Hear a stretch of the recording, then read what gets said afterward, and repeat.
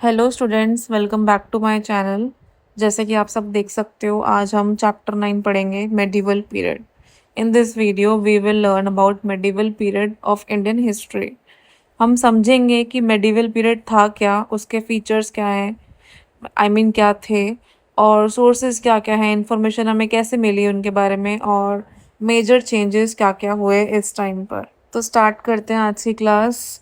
अगर आपने मेरे चैनल को सब्सक्राइब नहीं किया है तो फटाफट कर लें, और नए अपडेट्स के लिए आप मेरे चैनल पर विजिट करते रहें और आपको नोटिफिकेशंस भी मिल जाएंगी।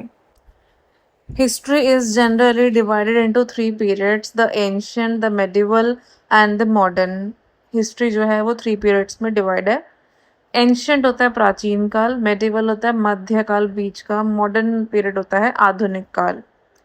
इन क्लास 6th हमने क्या पढ़ा था? We have studied about the ancient history, the period and pre historic times to 7th century CE. हमने पहले प्री हिस्टोरिक टाइम से लेकर 7th सेंचुरी सीई तक की जितनी भी घटनाएं थी उनको पढ़ा था। अब in class 7 we are going to study about the history and civilization of medieval period in India and the world. अब क्लास 7 में हम इंडिया और जो दुनिया के मेडिवल पीरियड जो चले हैं, जो भी हिस्ट्री रही है और सिविलाइजेशन हुई है, उसके बारे में हम पढ़ेंगे। In Europe, the period from 5th to 15th century CE is known as the medieval period. Europe में 5 से लेके 15 सेंचुरी तक, 5th से 15 तक सेंचुरी का जो भी समय था उसको मेडिवल पीरियड कहा जाता है।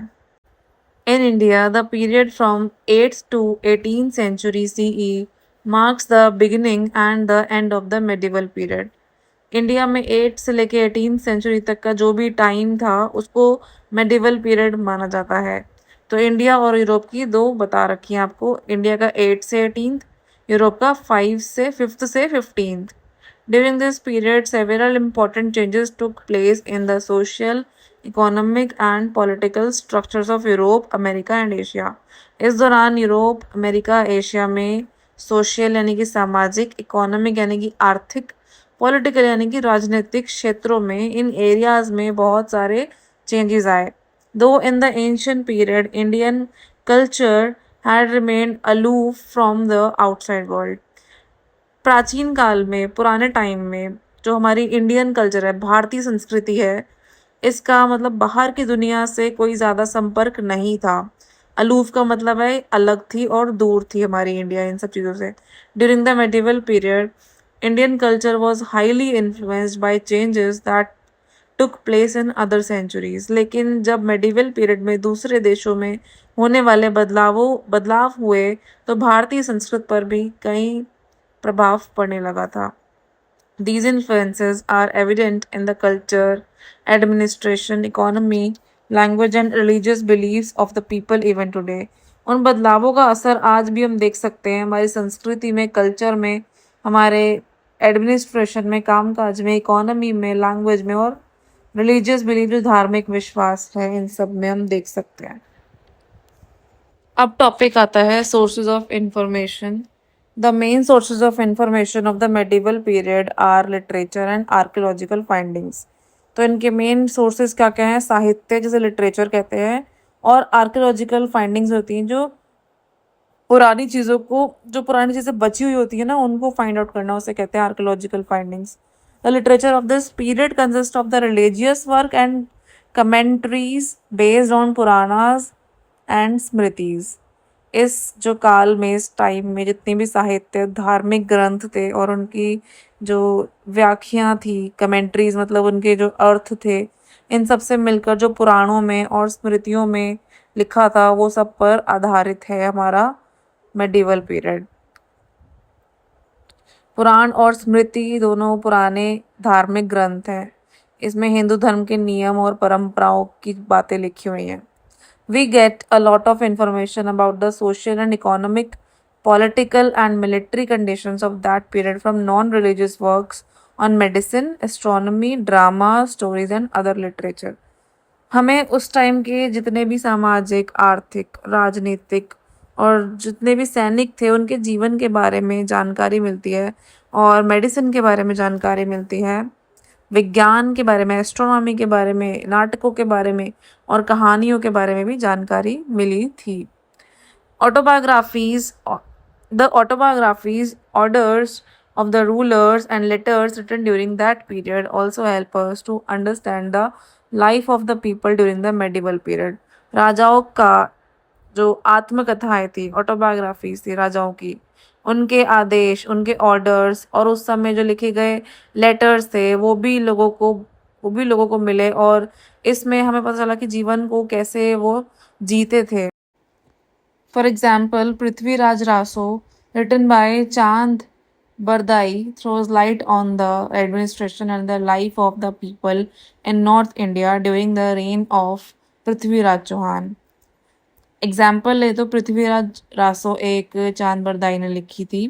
पृथ्वीराज चौहान के टाइम के जो भी प्रशासन था, उन्होंने जो भी काम किया था और नॉर्थ इंडिया में उन लोगों के जीवन पर आधारित है, उन सब ने ये लिखा था।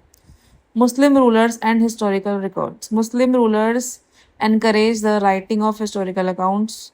मुस्लिम रूलर्स जो थे उन्होंने हिस्ट्री को लिखने को बढ़ावा दिया कि हिस्ट्री लिखो।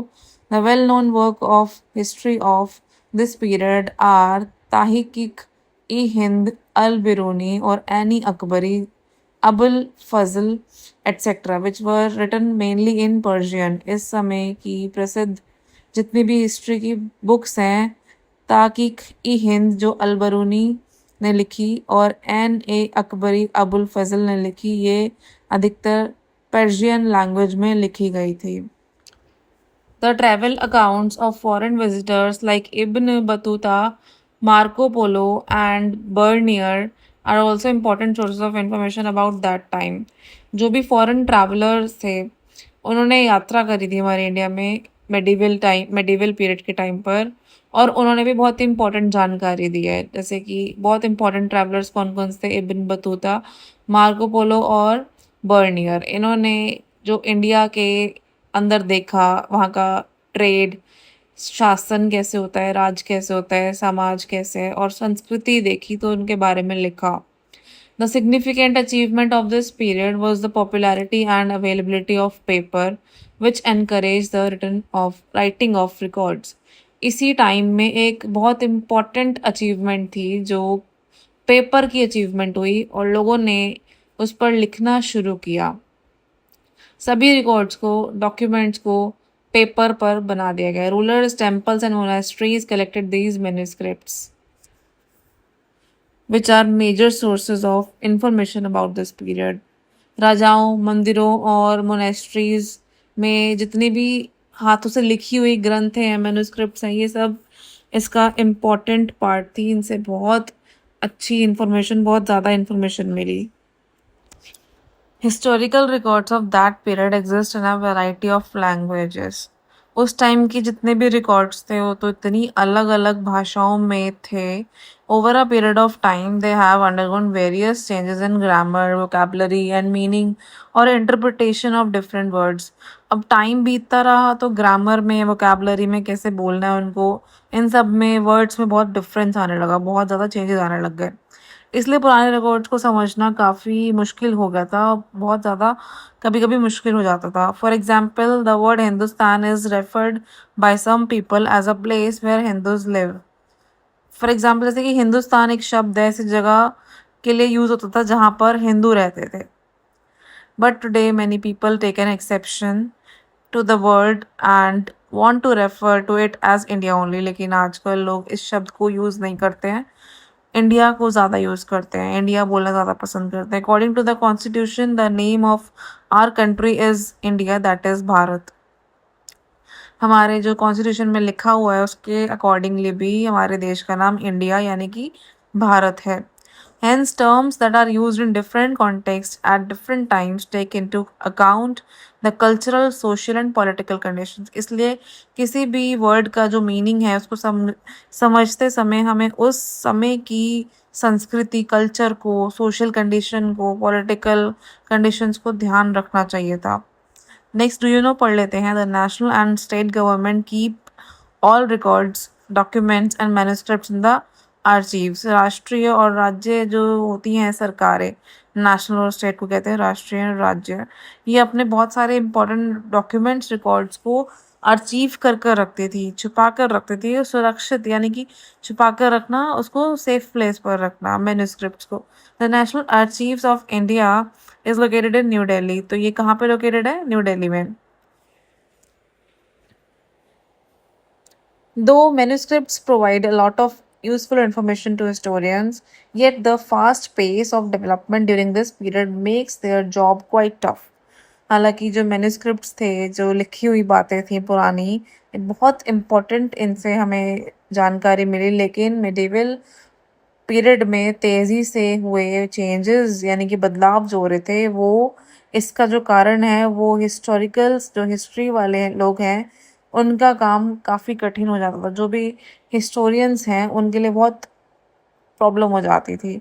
The movement of people in search of opportunities resulted in the exchange of ideas regarding agriculture, weaving, food etcetera.